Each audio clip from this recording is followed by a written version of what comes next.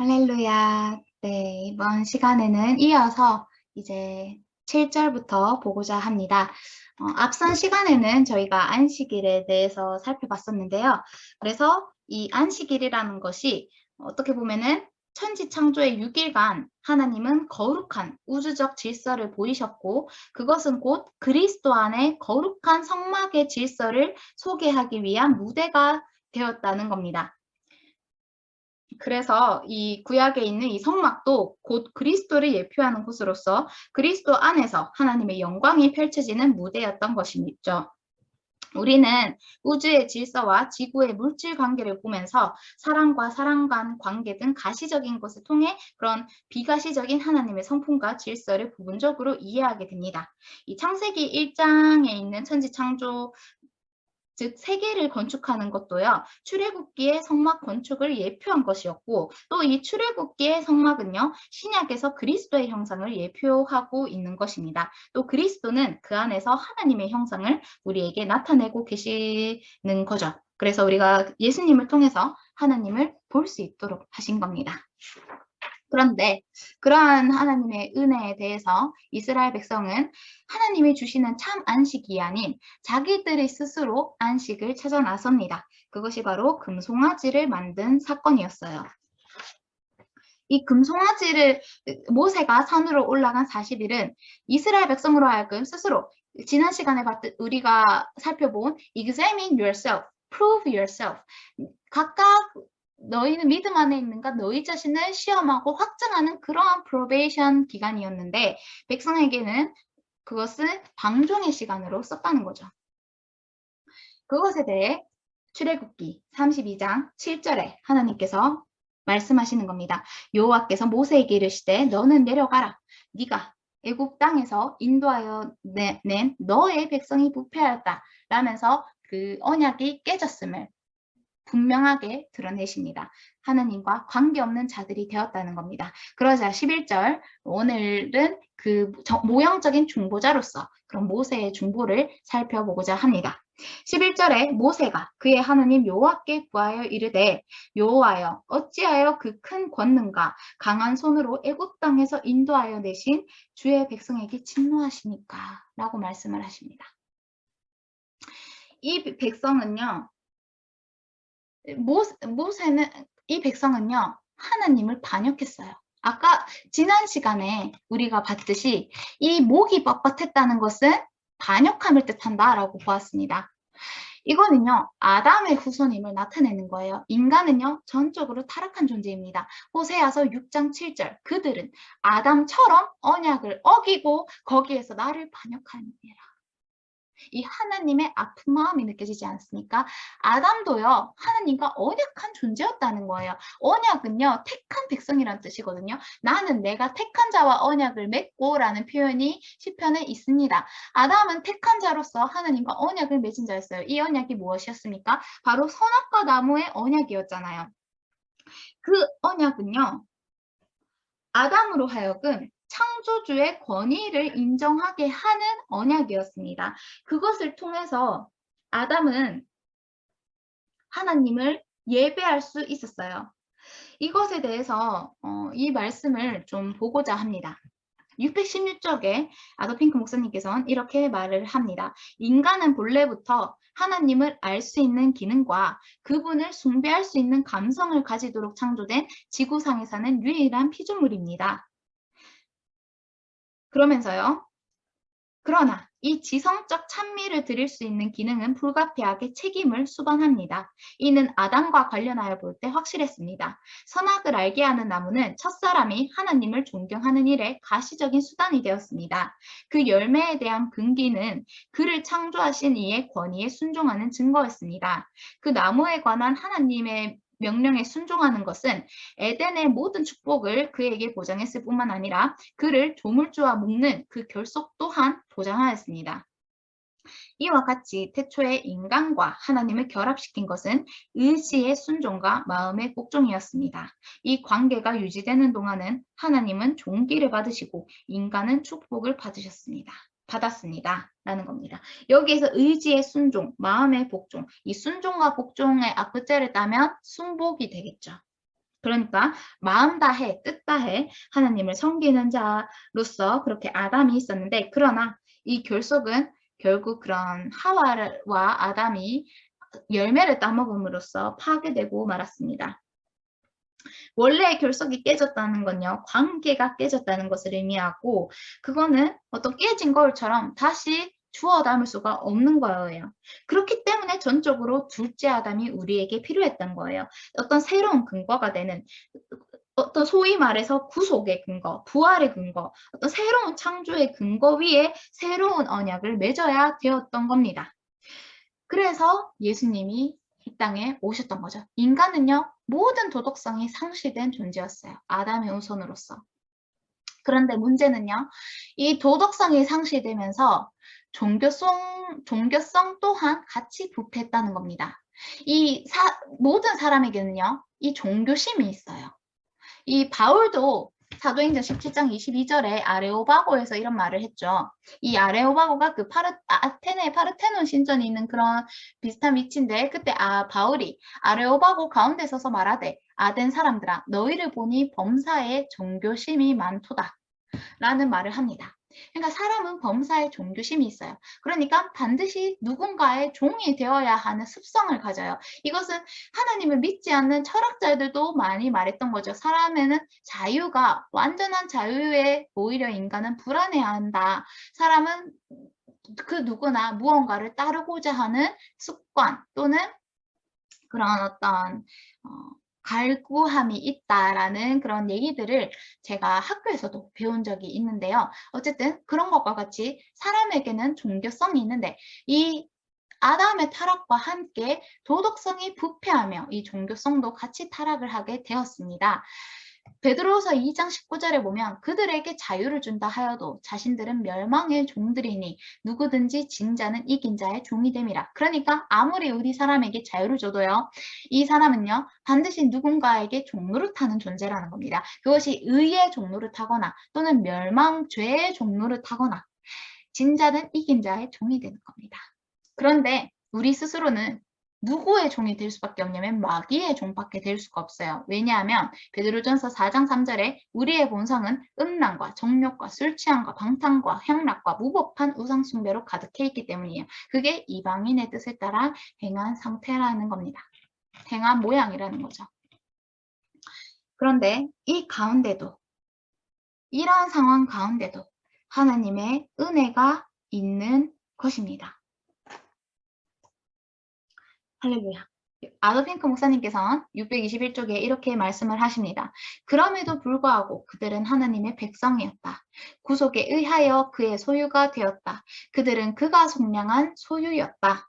합당하지 않으며 감사하지 아니하며 거룩하지 않지만 여호와께서는 구속하셨다. 이는 복되며 영광스러우며 가슴을 녹이는 사실이다. 우리가 이를 깨달아 우리 안에 죄를 크게 미워하는 마음을 가지고 어린 양의 보배로운 피에 대하여 깊은 감사가 넘치게 해주시기 바란다. 모세가 너의 백성이라고 하시는 하나님을 향해 11절에 다시 이렇게 얘기를 하는 거예요. 주의 백성에게 진노하시나이까? 이들은 주의 백성이라는 거예요. 모세는 그거를 다시 분명히 명시를 하는 겁니다.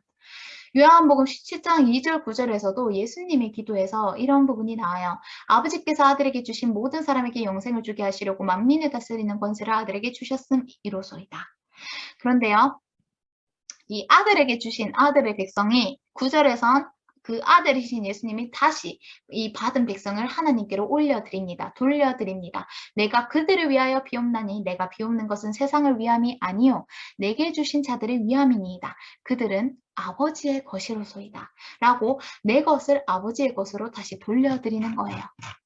호세아서에서도요, 하나님께서 이들은 내 백성이 아니라 하셨지만 2장 23절에선 또 이렇게 말씀을 하세요. 내가 나를 위하여 그를 이 땅에 심고 긍휼히 여김을 받지 못하였던 자를 긍휼히 여기며 내 백성 아니었던 자에게 향하여 이르기를 너는 내 백성이라 하리니 그들은 이르기를 주는 내 하나님이시라 하리라 하시니라.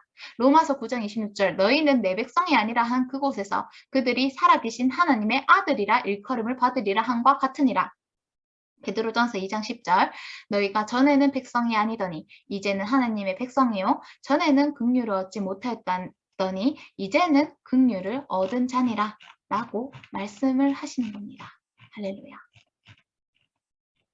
모세가 이 중보를 통해서 의지한 것은요, 3가지였어요. 그 3가지가 각기 11절, 12절, 13절에 구분이 되어 있습니다. 11절에서는요, 그 큰 권능과 강한 손으로 애굽 땅에서 인도하여내신 주의 백성, 그러니까 하나님의 은혜에 의지를 하고 있고요. 12절에서는요. 어찌하여 애굽 사람들이 이르기를 여호와가 자기의 백성을 산에서 죽이고 지면에서 진멸하려는 악한 의도로 인도해 내었다고 말하게 하시려 하나이까. 주의 맹렬한 노를 그치시고 뜻을 돌이키사 주의 백성에게 이 화를 내리지 마옵소서라면서 하나님의 영광을 변호합니다. 그리고 13절에서는 주의 종 아브라함과 이삭과 이스라엘을 기억하소서. 주께서 그들을 위하여 주를 가리켜 맹세하여 이르시기를 내가 너희의 자손을 하늘의 별처럼 많게 하고 내가 허락한 이 온 땅을 너희 자손에게 주어 영원한 기업이 되게 하리라 하셨나이다. 라면서 하나님의 약속의 신실하심,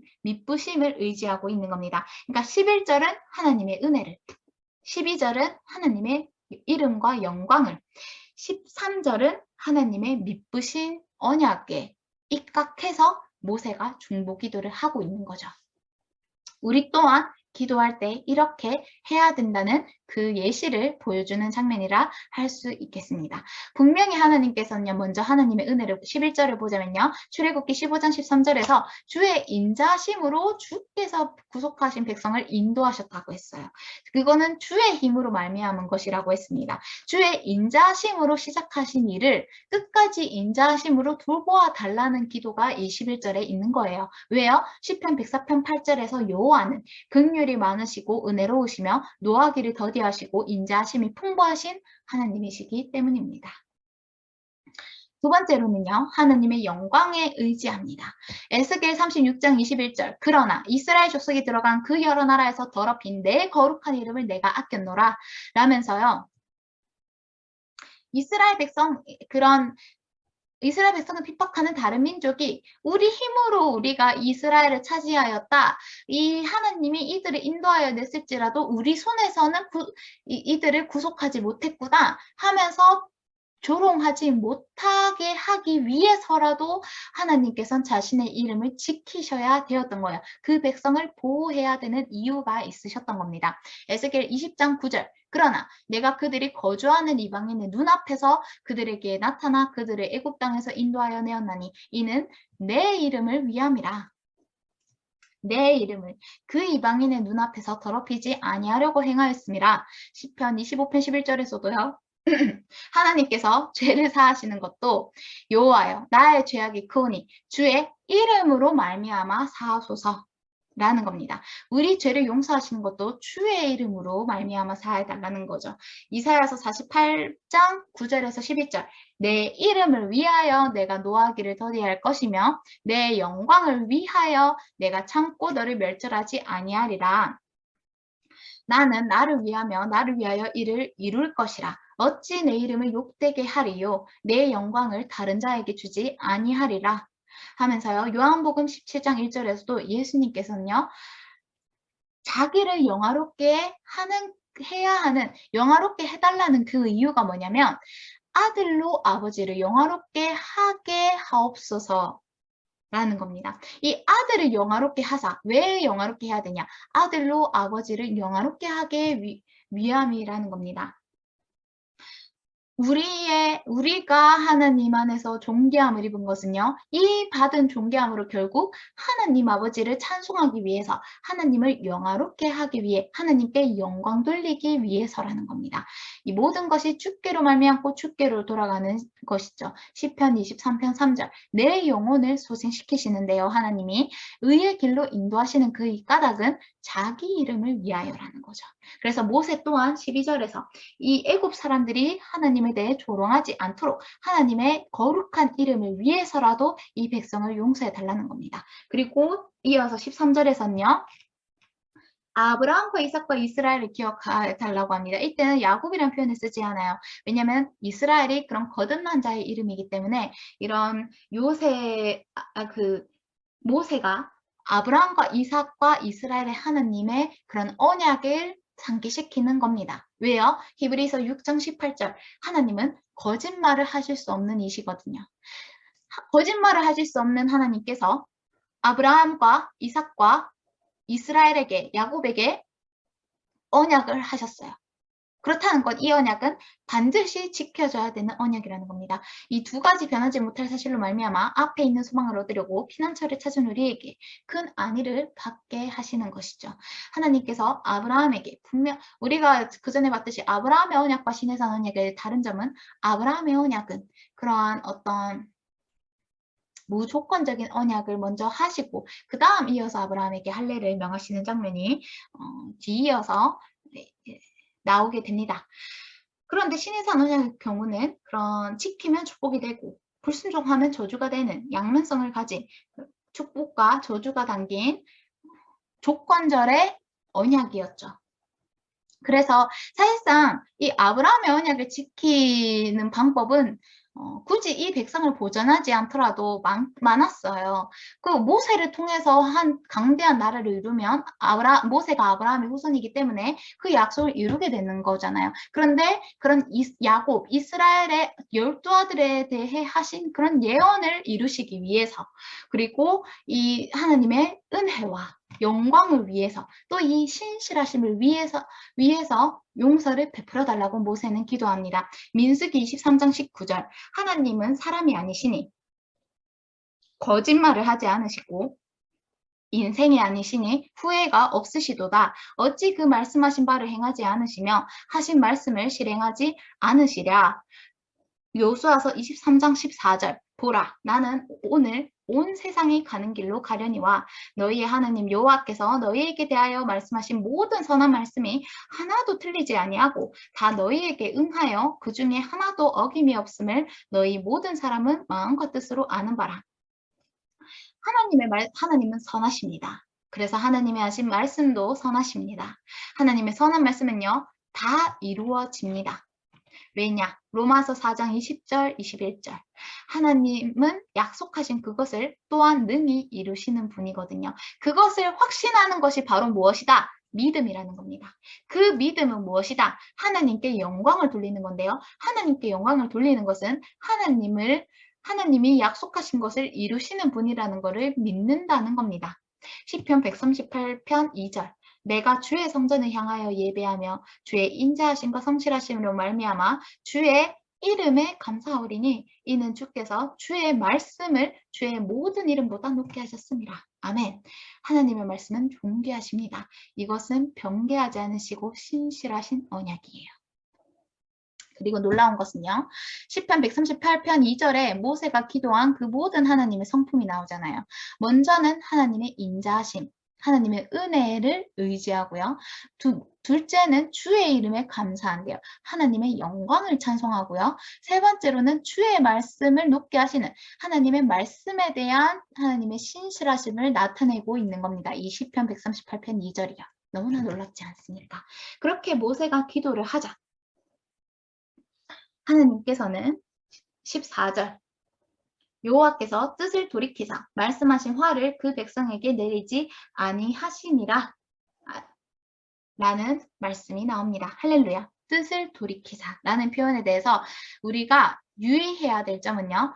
하나님이 정했다가 취소하고 약간 그러시는 건가? 라고 생각을 할 수 있는데 그렇게 생각하면 안 됩니다. 이것은 우리가 이전에 아더핑크 목사님이 설명하시는 하나님의 계시된 뜻 그리고 은밀한 뜻에 대해서 살펴본 적이 있었습니다.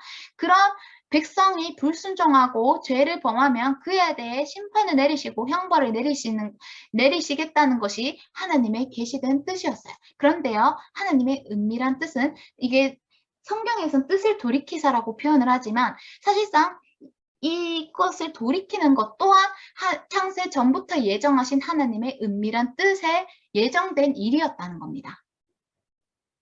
네.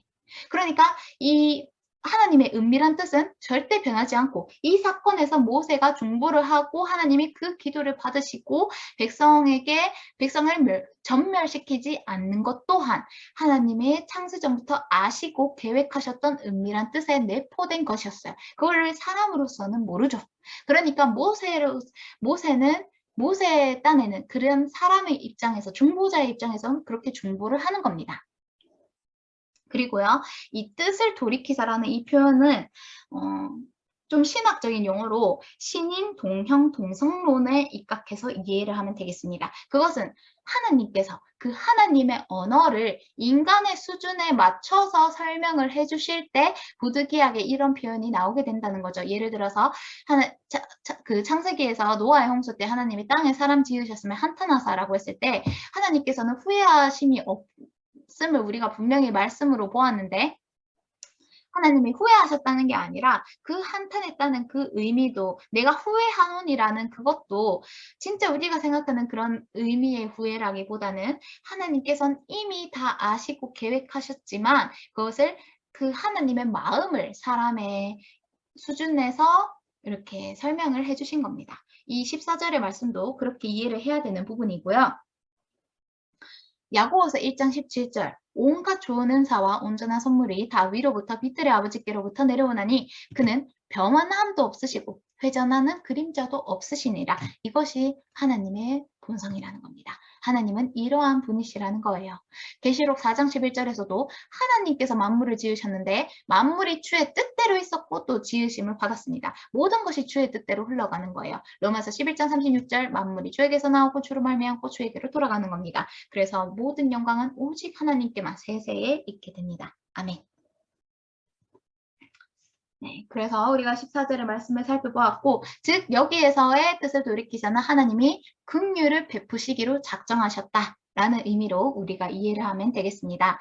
그 다음에 15절부터 이어지는 장면은요. 모세가 산에서 내려옵니다. 근데 이때는 하나님께 처절하게 강구했던 그것과는 대조적으로 어떤 거룩한 분노로서 내려와서 이스라엘 백성에게 심판을 내립니다. 이 모세의 하산에 대해서는 저희가 지난번에 그런 언약궤를 설명하면서 언약궤 안에 십계명의 두 돌판이 첫 돌판이 아니라 두 번째 돌판이었다라는 걸 설명하면서 왜 첫 돌판은 깨어질 수밖에 없었는지, 왜 그 안에는 두 번째 돌판이 있어야만 했는지를 설명을 드렸습니다. 왜냐? 첫 번째 돌판이 깨진 것은 16절에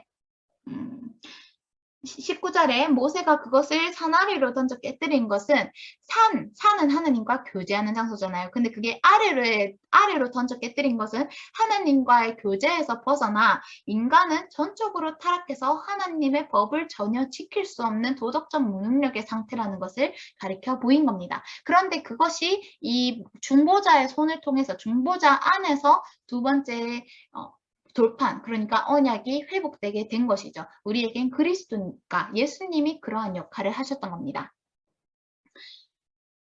627쪽에서 아더핑크 목사님께서는 이렇게 말씀을 하십니다. 주님은 성부의 품속에서 내려오셨는데 손에 돌판을 가진 것이 아니라 그분의 심령에 율법을 가지고 오셨다. 새길 필요가 없는 거예요. 이미 그 심령에 율법이 새겨져 있기 때문에. 주님은 그 백성들의 조건에 친숙해지려는 것이 아니라 그 조건이 무엇인지에 대한 완전한 지식을 가지고 내려오셨다. 그러니까 그 말씀이 어떤 낯설거나 좀 이렇게 그걸 뭐라 하죠? 하여튼 좀 세경함? 그러니까 이게 막 낯선 이런 것이 아니었다는 거예요. 그 말씀, 하나님께서 뭐라고 말씀하시는지 그 조건에 익숙해질 필요가 없는 겁니다. 애초에 그 말씀이 육신이 되신 분이었기 때문에 그 말씀에 대한 완전한 지식을 가지고 내려오셨어요. 더욱이 언약의 기념물을 깨뜨리고 심판을 행하는 대신 주님은 율법을 칭찬하면서 그것을 고결하게 만들었으며 그리고 십자가상에서 자신의 복된 인격으로 그의 백성들에 대한 심판을 대신 지셨다라는 겁니다. 할렐루야. 주님은 그 누구보다 하나님의 법의 진심이었고 그것을 고결하게 만드신 분입니다. 하나님의 말씀은 너무 아름다우세요. 그런데 이 모세가 하선하는 건요, 예수님과의 초림과는 다른 부분입니다. 왜냐하면 모세가 내려와서 제일 먼저 한 일이 백성에 대한 교정적 심판이었거든요. 근데 예수님은 초림하실 때 심판으로 온 것이 아니고 재림하실 때 그 심판을 행하시겠다고 말씀을 하셨기 때문입니다. 그래서 모세가 2번 하선을 하죠. 그래서 이 첫 번째 하선은 예수님이 공중에 재림하시는 거고, 두 번째 모세가 하선하는 것은 예수님이 그 공중에서 지상으로 완전히 땅에 강림하시는 그 각각을 가리킨다라고 아더 핑크 목사님께서는 설명을 하시는데요. 이 부분은 각자가 분별을 하시면 되겠습니다. 어쨌거나 이 예수님께서는요. 데살로니가전서 4장 16절에서 17절에서 주께서 호령과 천사장의 소리와 하나님의 나팔 소리로 친히 하늘로부터 강림하시리니 그리스도 안에서 죽은 자들이 먼저 일어나고 그 후에 우리 살아남은 자들도 그들과 함께 구름 속으로 끌어올려 공중에서 주를 영접하게 하시리니 라는 말씀이 있습니다. 이때는 공중에 영접이 있게 된다는 거고요. 아직 지상으로 내려오시진 않은 상태라는 겁니다. 근데 이때 이제 예수님의 천년의 신부들은 휴거가 되고 땅에는 대환란이 임하게 되는 거죠. 이스라엘 입장에서는 이제 야곱의 고통의 때, 환난의 때가 시작되는 겁니다. 본격적인. 이 기간이 지나서 예수님께서 지상으로 강림을 하시는데요. 이것이 모세의 2번째 하산 장면이라는 거죠. 이때는 스가랴서 14장 4절과 같이 예수님의 발이 예루살렘 앞 동쪽 감난산에 서실 것이고 감난산은 그 한가운데가 동서로 갈려져 매우 큰 골짜기가 되어 산 절반은 북으로 절반은 남으로 옮겨질 것입니다. 요엘서 3장 11절 12절에서 예수님께서 요사박 골짜기에서 사면의 민족을 다 심판하게 되시겠죠. 그리고 이어서 천년왕국, 이 예수님의 지상 강림은 천년왕국과 거의 즉시로 이어지는 것이다 라고 아더 핑크 목사님께서는 설명을 하시는데요. 각각의 구절을 우리 그리스도인에게 실천적으로 적용하기 위해서 살펴보겠습니다. 15절에서 그렇게 양편의 글자가 그 판의 양면 이쪽 저쪽에 글자가 있었어요. 이거 양편의 글자를 새긴 것에 대해서는 그런 어떤 스가랴서에 날아가는 두루마기 양편 이쪽 저쪽에 글자가 적힌 것과 연결지어서 제가 설명을 드린 적이 있었습니다. 스가랴서 강의, 마크 빌츠 목사님의 강의를 참조하시면 되겠고요. 그렇게 해서 이 16절부터 모세가 돌판을 깨트린 다음 아론을 책망하고 그리고 25절부터 이렇게 20절 모세가 그들이 만든 송아지를 가져다가 불살라 부수와 가루를 만들어 물에 뿌려 이스라엘 자손에게 마시게 하는 그러한 장면이 나오고 또 그 중에 며칠 죽이게 하는 교정적 심판을 행하게 됩니다. 이때의 심판은 백성을 멸망시키기 위한 심판이 아니라 corrective, 그들을 교정하기 위한 심판이었다고 우리가 이해를 할 수 있어요. 아더 핑크 목사님께서는 이러한 용어를 쓰면서 설명을 하고 계십니다. 저의 개인적인 이해를 첨언하자면 예레미야서 4장 11절에서 12절 그때에 이 백성과 예루살렘에 전할 자가 있어서 뜨거운 바람이 이 뜨거운 바람은 아마도 동방에서 불어오는 바람이겠죠. 왜냐하면 동쪽에는 고통과 고난을 의미하는 방향이기 때문이죠. 그 뜨거운 바람이 광야에 있는 헐벗은 산에서 내 딸 백성에게 불어온다 하리라. 이는 키질하기 위함도 아니요 정결하게 하려 함도 아니며 이보다 더 강한 바람이 나를 위하여 오리니 이제 내가 그들에게 심판을 행할 것이라. 그러니까 이 말씀에서 우리가 알 수 있는 장면은요. 뜨거운 바람은요. 어떤 3가지 목적이 있을 수 있다는 거예요. 먼저는 키질하는 목적도 있을 수 있고 두 번째는 정결하게 하는 목적도 있을 수 있고 세 번째는 심판을 행하기 위한 목적도 있다는 겁니다. 그래서 모세가 행한 것은 완전한 멸망의 심판이라기보단 어떤 키질과 정결의 의미가 있었다라고 우리가 이해할 수 있어요. 우리 예수님께서도 다시 오실 때 심판하는 그 권한을 가지고 이 땅에 오셔서 모든 민족을 모아 판결을 내리실 겁니다. 그것이 요한복음 5장 27절에 말씀이 되어 있고요. 17절, 18절을 보면 요수아가 백성들의 요란한 소리를 듣고 모세에게 말하되 진중에서 싸우는 소리가 나나이다. 모세가 이르되 이는 승전가도 아니요 패하여 부르짖는 소리도 아니라 내가 듣기에는 노래하는 소리로다 하고 라는 장면이 나오는데요. 여기에서 이렇게 듣는 장면이 나오죠. 요수아는 이것을 듣고 이런 건가 하고 추측을 하는데 모세는 이미 하나님께 이렇게 전달받았기 때문에 무슨 일이 행해지고 있는지 정확하게 알고 있었어요. 그 듣는 귀에 대해서 아더핑크 목사님께서는 또 이런 어떤 신약의 말씀과 연결지어서 설명을 하고 계십니다. 마가복음 4장 9절에서는 이러한 말씀이 있어요. 또 이르시되 들을 귀 있는 자는 들으라 하시니라 라고 말씀을 하고 계십니다. 예수님께서 이 말씀을 직접 하신 거예요. 이것은요, 네, 하나님이 깨닫게 해주셔야 사건을 분별할 수 있다는 것을 또 우리가 이 모세의 장면을 통해서 알 수 있는 거죠. 들을 귀 있는 자는 들어야 되는데요. 그 들을 귀를 주시는 분도 하나님이시라는 거예요. 모세는 하나님이 깨닫게 해주셔서 알고 분별할 수 있었잖아요. 하지만 요수아는 하나님이 알려주시지 않았기 때문에 몰랐어요. 그러니까 이 들을 귀 있는 자도요. 하나님이 분별하게 해주셔야 되는 것이고 계시록 2장 29절에 귀 있는 자는 성령이 교회들에게 하시는 말씀을 들을지어다 라고 했을 때 이 귀 있는 자 또한 하나님께서 그것을 허락해 주셔야 된다는 것을 이 모세와 요수아의 각각의 대답을 통해서 우리가 또 알 수가 있는 부분입니다. 네. 그리고 이 19절에 보면은 진에 가까이 이르러 그 송아지와 그 춤추는 것들을 보고 크게 노하여 손에서 그 판들을 산 아래로 던져 깨뜨리니라 라는 장면이 나옵니다. 이것은 송아지를 만들었다는 건요. 그 십계명을 명백히 범한 것이죠. 너는 나 외에 다른 신들을 섬기지 말라. 내 이름을 망령되게 일컫지 말라. 너를 위하여 아로 새긴 우상을 만들지 말라 했던 그 모든 계명을 범법한 거예요. 근데요. 야고보서 2장 10절에선 분명히 이렇게 말씀하십니다. 누구든지 온 율법을 지키다가 그 하나를 범하면 모두 범한 자가 되나니. 그러니까 이스라엘 백성은요. 어떤 십계명의 특정 계명을 범한 것이 아니라요. 그 십계명 전체를 범하는 죄를 지은 겁니다. 언약이 완전히 부서지고 깨뜨려질 수밖에 없는 상황인 거예요. 그때 이 백성이 만든 송아지는 금으로 만들었는데 이것은 어떤 황금에 대한 탐욕을 가리키기도 하죠.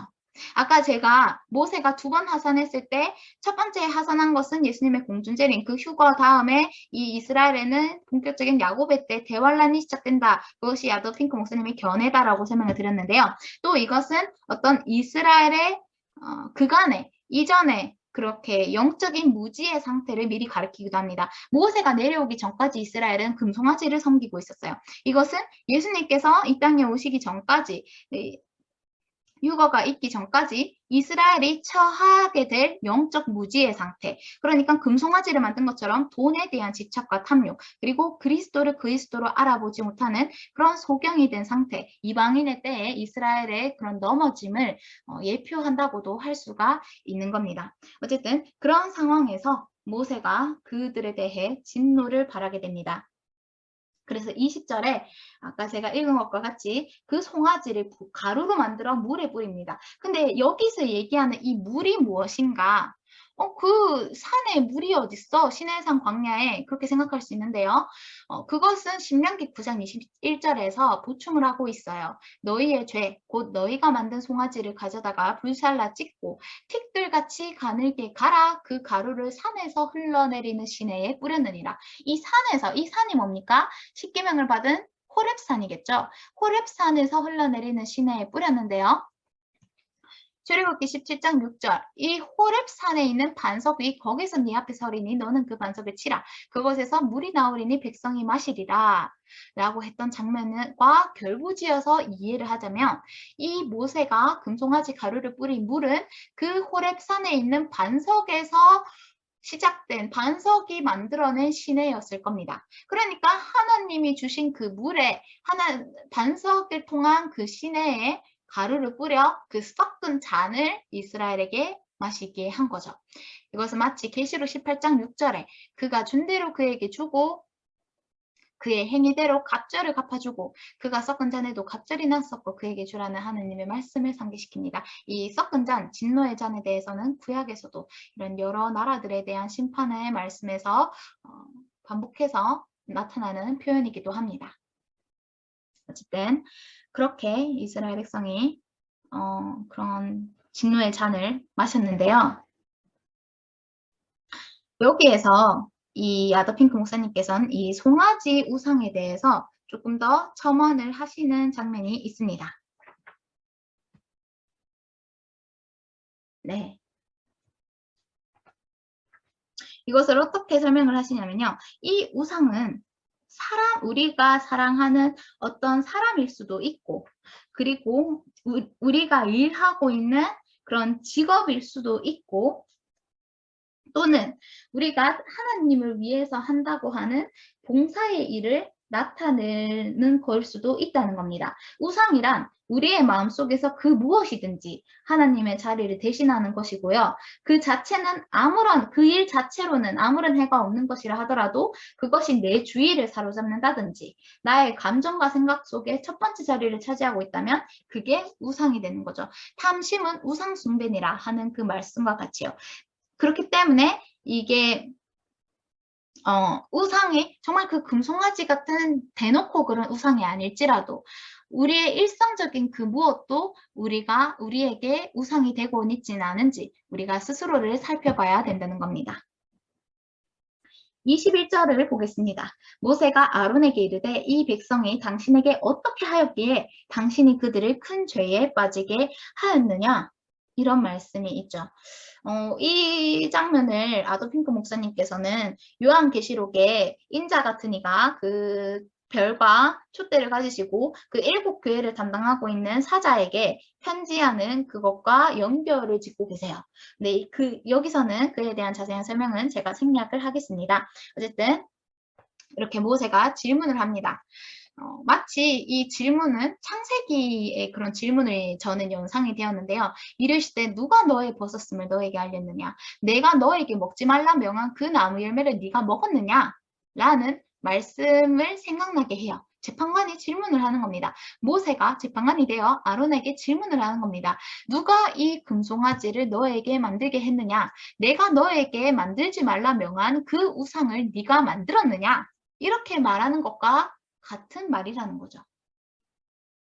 그것에 대해서 우리 아론의 대답은 22절, 23절. 아론이 이르되 내 주여 노하지 마소서 이 백성의 악함을 당신이 아나이다. 그들이 내게 말하기를 우리를 위하여 우리를 인도할 신을 만들라. 이 모세 곧 우리를 애굽 땅에서 인도하여 낸 사람은 어찌 되었는지 알 수 없노라 하기에 여기에서도 이 모세 사도행전 7장에서 설명되었던 그 백성이 모세를 경멸하기 위해 썼던 표현, 이 모세, 그 표현이 나오는 겁니다. This Moses.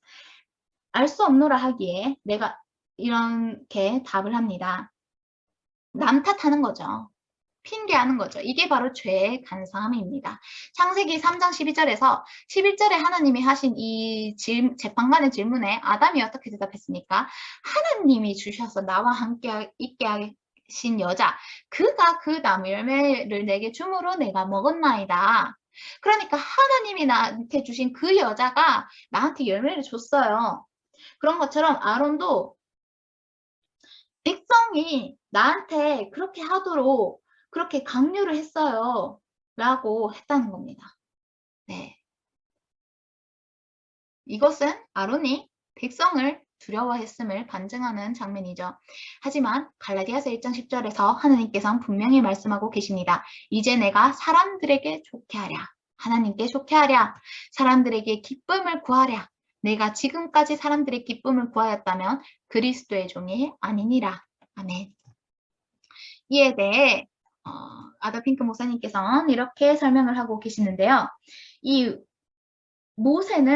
아론은 자기 자신에 대해 변명을 하고 있어요. 그런데 모세는 60만 명을 맞상대하는 그 60만 장정을 그 전체 수로는 200만 정도 되었겠죠. 60만 명을 맞상대할 수 있는 힘을 가지고 내려왔기에 왜요? 하나님의 거룩한 진노를 가지고 내려왔잖아요. 그들의 죄에 대해 심판하며 또한 하나님으로부터 비롯된 일을 주장할 수 있었다. 그것은 인간과 함께하는 종과 하나님과 함께하는 종 사이의 대조, 바로 그것이다. 여기서 인간과 함께하는 종은 아론을 가리키는 것이고 하나님과 함께하는 종은 모세를 가리키는 거죠. 이 갈라디아서 1장 10절의 말씀을 참조하시면 되겠습니다. 만일 인간이 하나님과 함께 행동한다면 그는 언제나 능력으로 행동한다. 아멘. 서로 그가 은밀하게는 연약함으로 인하여 행해지는 일이 많다고 하더라도 공적인 입장에서는 능력으로 행동하지 불확실함과 망설임으로 하지 아니한다는 겁니다. 그것이 하나님이 세우신 자의 특권이라는 거예요. 언제나 능력으로 행동하는 것, 경건의 능력을 나타내는 것, 그것이 하나님의 부르심을 입은 하나님이 세우신 자들의 특징입니다. 그러면서요. 24절을 보면 내가 그들에게 이르기를 아론이 말하는 거죠. 금이 있는 자는 빼내라 한즉 그들이 그것을 내게로 가져왔기로 내가 불에 던졌더니 이 송아지가 나왔나이다. 분명히 우리는 알고 있어요. 이 금을 받아서 그걸 부어서 그거를 조각칼로 새겨서 금송아지를 만들었는데 마치 이 금송아지가 툭 튀어나온 것처럼 불에 던졌더니 송아지가 뽕 하고 튀어나왔다는 것처럼 이제 아론이 대답을 하는 거예요. 이제 자기의 죄를 감추는 거죠. 자기가 이 금송아지를 새겼던 그 노력과 수고에 대해서 언급하지 않고 나는 아무것도 안 했는데 그냥 금송아지가 툭 튀어나왔어요 하는 듯한 그런 어조잖아요, 지금. 그런데 여기서 우리가 볼 수 있는 부분은 금이 이스라엘 백성이 자원해서 드려진 것이었다는 겁니다. 이것에 대해서 우리가 볼 수 있는 것은요. 로마서 1장 21절과 23절입니다. 하나님을 알 때 하나님을 영화롭게도 아니하며 감사하지도 아니하고 오히려 그 생각이 허망하여지며 미련한 마음이 어두워졌나니 썩어지지 아니하는 하나님의 영광을 썩어질 사람과 새와 짐승과 기어다니는 동물 모양의 우상으로 바꾸었느니라. 그러니까 영광을 바꾼 거예요. 우리가 아까 전에 말씀에서도 그런 어떤 영광, 자기의 영광을 바꾸었다 라고 했던 장면이 분명히 있었던 것 같거든요. 그것을 제가 좀 보고 싶은데, 네, 그것이 여기에 있죠. 네, 시편 106편 19절에서 21절. 그들이 호렙에서 송아지를 만들고 부어 만든 우상을 경배하여 자기 영광을, 그러니까 자기 영광을요, 스스로 소의 형상으로 바꾼 거예요. 이스라엘 백성이요. 그게 로마서 1장 21절, 23절에 다시 한번 확언을 하는 거잖아요. 자기의 영광을 바꾸기도 했고요. 하나님의 영광을 바꾸기도 한 거예요. 이 하나님의 영광을 바꾼 것에는 그 안에 있는 자기 영광을 바꾼 것도 포함된 개념이라는 거죠. 이것에 대해 633쪽의 책에서는 이렇게 말씀하십니다. 인간의 영광은 무엇입니까? 그들을 만드신 이에게 순복하고 그의 자비에 대하여 감사하는 것입니다. 아멘. 하나님께 그분 자신의 진정한 장소가 주어질 때 인간은 오직 영광을 받게 됩니다. 이것도 아멘이죠. 하나님께 드려야 될 모든 그 주권을, 주인됨을 우리가 인정하고 우리의 처소를 주님의 주인 되시는 처소로 드릴 때, 그렇게 우리를 내어놓을 때 우리 또한 영광을 받게 된다는 거죠. 하나님의 권위 앞에 부복한 의지와 그의 관대하심에 대한 감사로 고양된 심령만이 우상 숭배로부터 우리를 보호해 줄 것입니다. 그러니까 우리는요. 반드시 선택을 해야 돼요. 이것을 섬길지 저것을 섬길지 우리는 아무것도 선택하지 않기로 선택할 수가 없어요. 우리가 지어진 존재 자체가 그런 존재예요. 반드시 우리는 무언가를 섬기기로 선택해야 됩니다. 그런데 우상 숭배를 하지 아니하려거든 그 전적인 심령은 반드시 하나님께로만 드려져야 된다는 거야. 그래. 그럼 99%는 하나님께로 1%는 우상에게로 두는 그것은요. 아까 봤던 야고보서 2장의 말씀과 같이 한 계명은 범하면 모든 계명은 범한 것 같이 1%라도 우상에게 드려지는 마음이 있다면 그것은 전체를 드리는 것과 같은 거예요. 네. 하나님은 전적인 순복만을 받으십니다. 하나님은 우리의 완전한 주인이 되길 원하세요. 나는 너의 삶의 주관자가 되기 원해. 이거는요. 순위와 달라요, 여러분. 이 첫 번째는 하나님, 두 번째는 이거, 세 번째는 이거. 이게 아니에요. 절대로 아닙니다. 그 1순위에 내 마음의 80%, 2순위에는 10%, 세 번째는 5% 이렇게 두는 게 아니에요. 100%가 하나님께 드려지는 거예요. 하나님 안에서 다른 이들도 사랑하고 직업도 가지는 거고 다른 것도 하는 겁니다. 봉사일도 하는 겁니다. 그거는 하나님 안에서 하는 거예요. 하나님이 100%고 그 안에 그 임재 안에서 우리가 다른 일들을 하나님의 뜻대로 하는 거예요. 그것은 권위 앞에 완전히 의지를 부복하는 것이고 하나님의 그런 성품에 대해 감사 찬송을 올리는 그렇게 심령이 고양되었을 때 우리는 그런 우상으로부터 우리의 마음을 지킬 수 있는 거예요. 우리가 더더욱 지켜야 될 것은 행위나 이런 것이 아니라 우리 마음을 무엇보다 지켜야 됩니다. 생명의 근원이 이에서 난다고 잠언에서 말씀하셨잖아요. 그러니까 만일 우리가 하나님 앞에 머리를 숙이지 않으면 그거는 우리는 신속히 속히 떠나 하나님께서 속히 떠나 어떤 피조물에게 부복하게 되는 것이고 그러므로 우리의 영광은 벗겨지는 거예요. 이스라엘 백성은요, 스스로 자기에게 있는 영광을 벗겼어요. 자기에게 있는 금고리를 갖다 바쳤어요. 포기한 거예요, 자기 영광을. 그러면서 불먹는 소의 형상으로 그걸 바꾸는 겁니다. 근데 우리의 모든 영화는 하나님의 영광 안에 녹아져 있습니다. 하나님의 영광을 위하는 것이 우리의 전적인 목표이자 초점이 돼야 되는 겁니다. 할렐루야. 네, 그런 거고요. 우리의 영광은 그리스도 안에서만이 온전해집니다.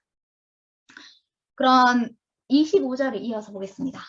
모세가 본즉 백성이 방자하니 이는 아론이 그들을 방자하게 하여 원수에게 조롱거리가 되게 하였습니다. 라는 말씀이 나오죠. 여기서의 방자하니는 KJV 성경에서 naked입니다. 이것은 제멋대로 방자라는 단어를 국어사전에 찾아보면 이런 뜻이에요. 제멋대로 거리낌 없이 놀다, 무례하고 건방지다 이런 겁니다. 이거는 이스라엘 당대의 우상적 관능주의를 가리키는 거예요. 관능, 음행 그겁니다. 이거는 수치가 그 자신에게도 수치가 되는 것이에요. 이 우상적 관능주의, 이 관능 육체의 종욕을 탐닉하는 건요. 마치 이사야서 20장 4절과 같아요. 다 벗은 몸과 벗은 발로 이게 그 25절에 쓰인 네이키드와 같은 표현이에요. 볼기까지 드러내요. 애굽의 수치를 보이리니 지금 이스라엘 백성이 애굽의 신상 금송아지를 만들었잖아요. 근데 그것이 애굽의 수치를 자기의 벗은 몸 벗은 발로 볼기까지 드러내요. 보이게 된다는 겁니다. 계시록 17장 16절에서도요. 이 가증한 음녀 바벨론은요. 열불과 짐승에 의해서 망하게 되고 또 벌거벗게 됩니다. 그리고 벌거벗김을 당하고 그의 살이 먹힘을 당해요. 불로 아주 사름을 당합니다. 이게 음녀의 결말이에요. 하나님을 떠나 배도한 음녀의 결말은 아주 망한다는 겁니다. 그런 그들이 모세가 나왔을 때 그들은 얼마나 두렵고 떨렸겠어요. 원래 죄 가운데 들키게 되면 그 당황스러움은 배가 되는 방법이죠. 26절 이에 모세가 진문에 서서 이르되 누구든지 여호와의 편에 있는 자는 내게로 나아오라 하매 레위 자손이 다 모여 그에게로 가는지라. 여기서 아드핑크 목사님의 설명을 먼저 드리겠습니다. 그들은 이 이스라엘 백성들은요. 가증스러운 이런 주연 중에 벌거벗어서 날뛰는 이 주연 중에 퍼포먼스 중에 당황했어요. 그리고 모세가 출현한 공포감에 단지 굴복했습니다.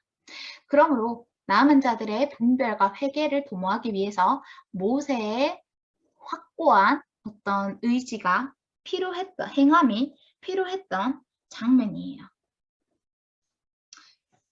이 공개적인 배교가 있을 때, 이거 너무나 중요합니다. 너무 중요해요. 공개적인 배교가 있을 때는요, 중립이란 있을 수가 없습니다. 누가복음 11장 23절에 이런 말씀이 있죠. 나와 함께하지 아니하는 자는 나를 반대하는 자요. 나와 함께 모으지 아니하는 자는 해치는 자니라. 공개적인 배교가 있을 때에는 중립이란 있을 수 없습니다. 하나님과 사탄 사이에 대한 문제가 있을 때 중립 그 자체가 배교입니다. 그냥 가만히 있기로 그 죄악에서 나오지 않고 그 무리 안에 속하기로 선택한 아무것도 행하지 않고 가만히 있기로 선택한 그 자체가 배교라고요. 내가 의지적으로 뭔가를 막 이렇게 행음을 하지 않았더라도 그 무리 가운데 속해 있는 것 자체가 배교라고요. 중립 그 자체가 아무것도 하지 않는 가만히 있는 그것이요.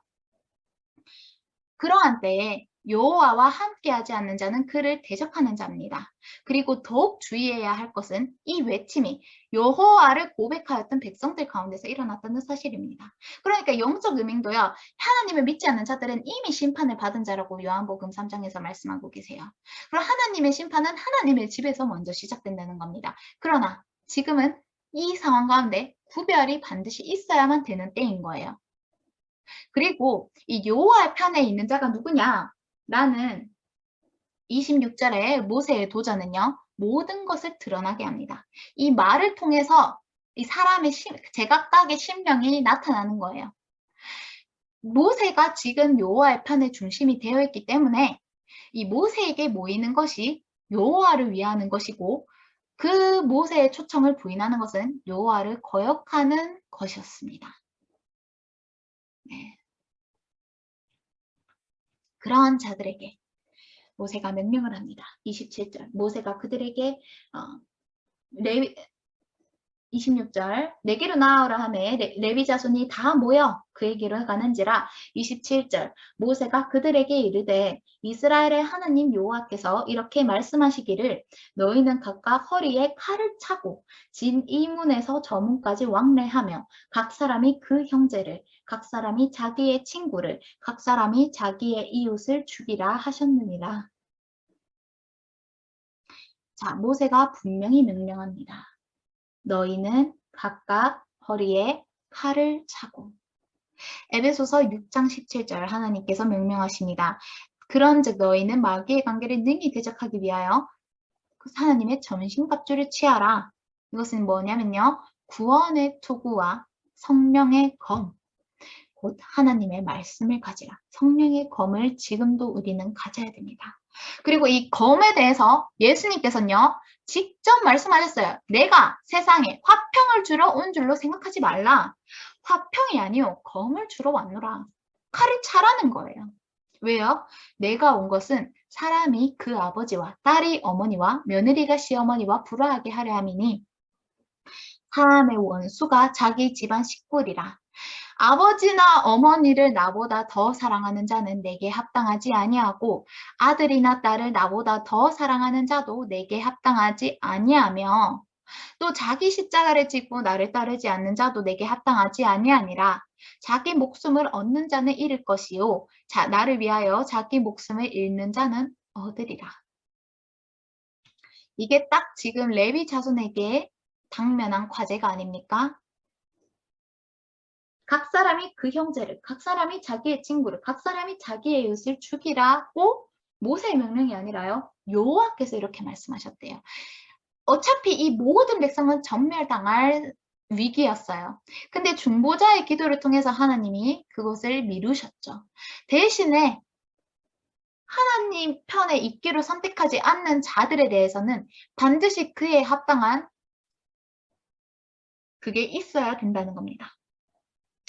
하지만 우리가 주의할 점은요. 지금 이 시대에서 우리가 이 칼을 차고 가족을 대하는 것이 혈과 육에 대한 싸움이면 안 됩니다. 에베소서 6장의 말씀과 같이 우리의 싸움은 혈과 육을 상대하는 것이 아니요. 그런 하늘에 있는 권세들과 통치자들과 세상 어둠의 주관자들에 향한 것이에요. 그런데요. 반드시 구별은 필요합니다. 분별은 해야 돼요. 아무리 그 말을 하는, 그 행위를 하는 그 상대가 우리가 사랑하는 사람일지라도 그것이 하나님의 말씀과 반대된다면 우리는 성령의 검으로 하나님의 말씀으로 분명히 하나님의 편에 서서 분리되어야 한다는 겁니다. 그건요, 자기를 부인하는 거예요. 사랑하는 사람을 대적하는 입장에 선다는 건요. 만약 나의 사랑하는 자가 하나님을 대적하기 때문에 내가 하나님의 편에 선다는 것은 나의 사랑하는 자를 내가 대적하는 입장에 서게 된다는 것을 뜻하게 돼요. 근데 그거는 자기를 반드시 부인하는 과정이 필요합니다. 이 헌신에 대해서 우리가 물두멍에서 헌신에 대해 우리가 이 32장, 33장에서 보겠다고 말씀을 드린 것이 바로 이 장면이에요. 헌신은요, 반드시 자기 부인을 수반합니다. 자기 십자가를 져야 돼요. 그래서 책에서는 이러한 말을 합니다. 이 모세의 명령을 뜻하는 거예요. 여기서 634쪽에서 그러한 명령이라고 하는 것은 이 모세가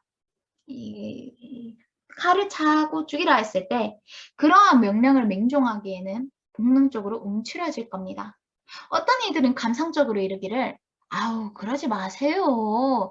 우리가 관대하고 은혜롭게 됩시다. 이 사랑은 이 품어주는 거 아닙니까? 가혹하게 다루는 것보다 친절하게 하면 일이 잘 완수될 것입니다. 라고 말할 수 있습니다. 그러니까 어떤 배도의 현장에서도 아우, 이 뭐 굳이 막 분리돼서 나올 것 없이 사랑으로 대해야 돼요. 이 편협해서는 안 됩니다. 이렇게 말하는 사람들이 있을 수 있어요. 그런데요, 또 이런 말을 할 수도 있죠. 아우, 사람을 죽여서 좋을 게 뭡니까? 사랑 속에는 칼보다 훨씬 위대한 힘이 있습니다. 이 긍휼이 심판을 이깁니다. 가서 이들에게 호소해서 하나님께 돌아오게 합시다. 이거 분리되지 말고 구별되지 말고 이들에게 속한 상태에서 이 우리 주변의 이웃을 전도해가지고 이 배도한 자들에게 잘 설득을 해서 호소해서 하나님께 돌아오게 하는 게 우리의 사명이지 않겠습니까? 이렇게 사랑을 나타내야지 무조건 그렇게 이렇게 나가는 게 분리되는 게 하나님 뜻이겠습니까? 이렇게 말하는 자들이 생긴다는 겁니다.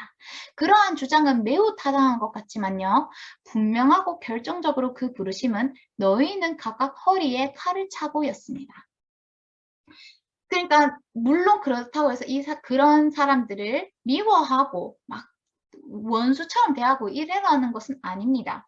하지만 유다서에서 말씀하신 것 같이 그 사람이 입은 옷까지도 미워하되 미워할 것은 분명히 그 죄에 대해서 우리가 반드시 미워해야 돼요.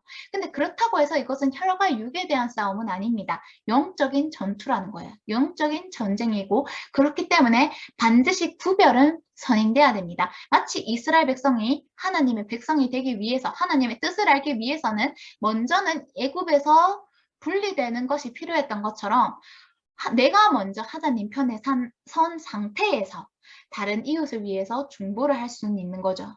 근데 그 안에 속해 있어서는 안 된다는 거예요. 하느님께서 분명히 말씀하셨잖아요. 그 죄악 가운데 나오라고. 내 백성아, 거기서 나오라고. 이어서 아드핑크 목사님께서는 이렇게 말씀을 하십니다.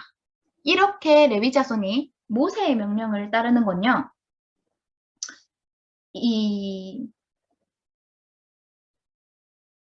이것은 어떤 좀 레위 자손에게는 하나의 테스트, 시험이었다는 거죠. 아더핑크 목사님은 그렇게 말씀하세요. 이와 같이 오늘날 우상 숭배자들에 대한 설교에서 강조되어야 할 것은 하나님의 거룩한 진노이지 그의 사랑이 아니다. 근데 사실상 진리의 사랑은요. 그 거룩한 공의가 포함된 사랑이거든요. 어쨌든 그렇습니다. 그래서 어떤 이가 오늘날 성도들에 대한 이 구절의 적용에 대해서 이렇게 말하기도 했습니다. 그것이 제가 인용한 이 부분입니다. 그것은 어떤 대가를 무릅쓰고도 거룩한 요구에 순종하는 것이었고 그러므로 이스라엘이 빠졌던 악으로부터 완전한 분리였다는 겁니다. 이 어떤 대가를 무릅쓰고도 자기 목숨을 무릅쓰고도 자기 스스로 자아를 깨뜨리고 자기를 부인하는 그 길이라는 겁니다. 하나님은 때때로 같은 방법으로 그의 백성들을 시험하시는데 언제나 혼란과 타락이 시작될 때면 경건한 자들이 가야 할 유일한 길은 레위 족속들이 지나간 경로에 의해 표시가 됩니다. 그러니까 지금 레위 족속들이 하는 선택이 바로 혼란과 타락, 배도의 시기에 있는 그리스도인들이 해야 되는 선택이라는 거예요. 그것은 어떠한 형태의 순종이었습니까? 전심의 순종이었어요. 그리고 불문의 순종이었어요. 질문하지 않았어요. 무조건적인 복종, 맹목적인 순종, 맹종, 복종, 순복함이었다는 거죠. 그러한 길은 반드시 고통스럽습니다.